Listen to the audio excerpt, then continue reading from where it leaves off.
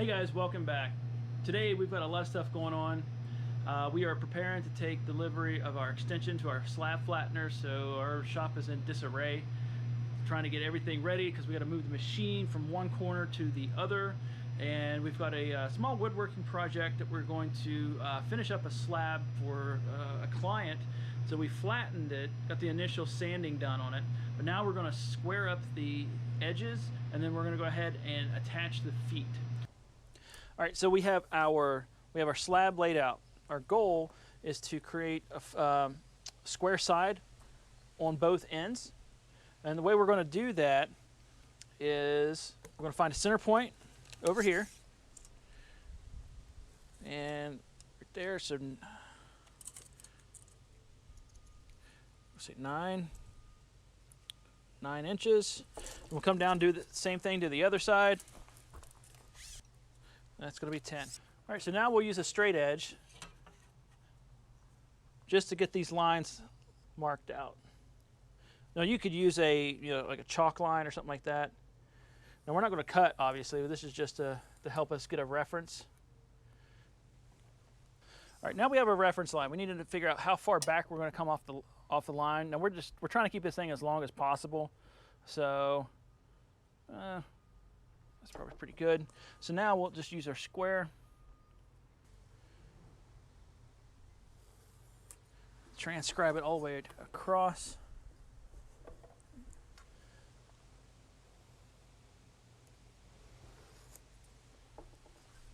So this will give us a good square line, and then we will measure on the other side and then cut. Now I want to show you 3 different tools that we can use to get this line cut. First one's a track saw. Any track saw should work. This is a little bit thicker of a slab. It's just under 3 inches. So the fest tool won't cut all the way through it, but I'll show you how we're going to get around that. So we got the line. We know where our 0 cut is going to be. So just get this thing locked into place.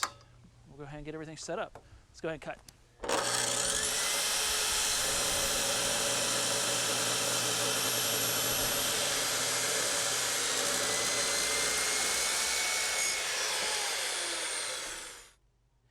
The second way, and especially in this case, since it didn't go all the way through, is to finish it up with a jigsaw. Now, depending on how thick your piece is, you could even cut this with just a jigsaw. You set up a straight edge as a guide and just keep running it. But because we have enough room here, I think so, we're gonna try it.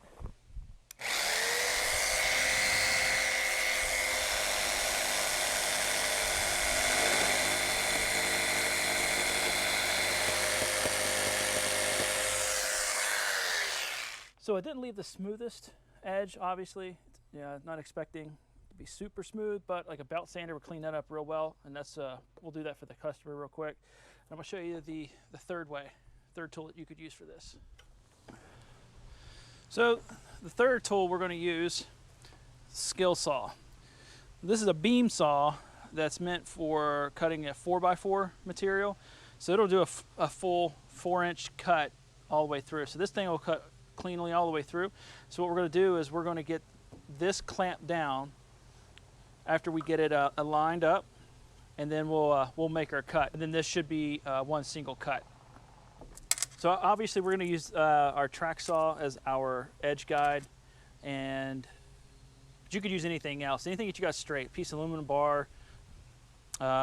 If you got square lumber, you can use that as well. I've done that before. So what we're going to do, we know down here is right at, so this is right at 4 foot. We're going to measure, make sure this is also at 4 foot. That'll square us up, make us parallel to the other side. So there's 4.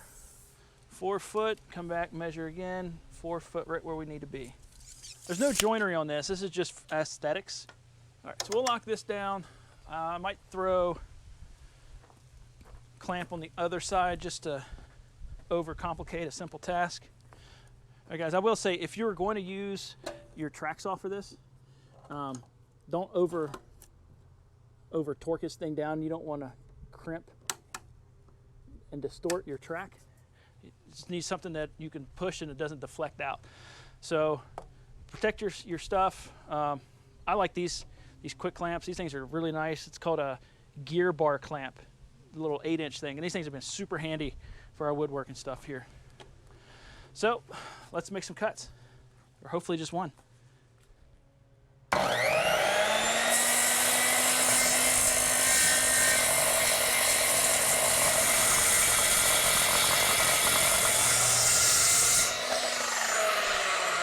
right, so it made it all the way through.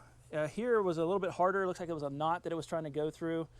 Looks like there was actually a couple of defects that it was trying to go through. That's why it was burning, looks like. So, but we got through it. And so now we're ready to pull this thing out, flip it over, and get into the table legs.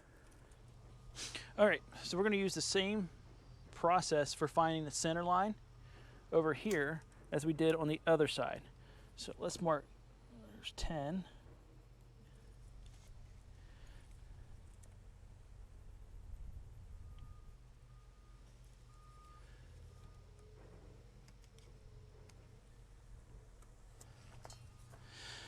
All right, so what I plan to do is we have a center hole, is we will center up that line here, use my adjustable square.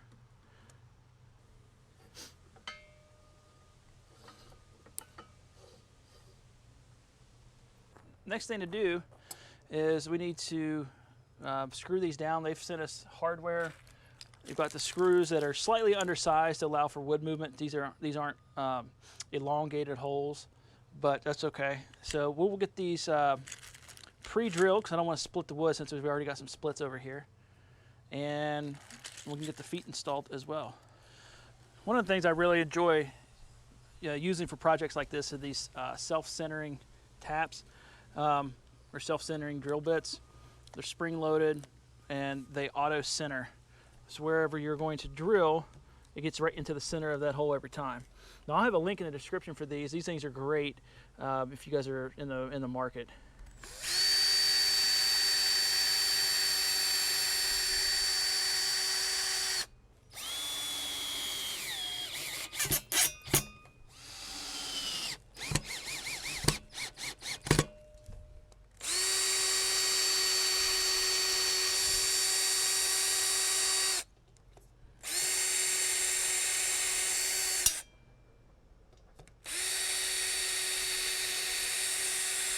So I'm really happy with the way that this bench turned out. There's a lot of character in the grain, and depending on how they want to finish it up, this is going to be a very great piece. All right guys, so you saw the tree at the beginning of the video, and I wanted to spend a little bit of time talking about it.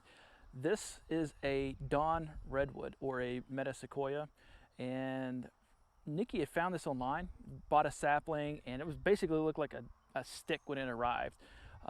We almost thought it was dead. You know, there was hardly any root structure to it, no buds of any sort, and you know, we didn't really know too much about it. So we decided to go ahead and plant this tree, see what happens, and just, you know, if it grows, it grows, and you can see that it took off.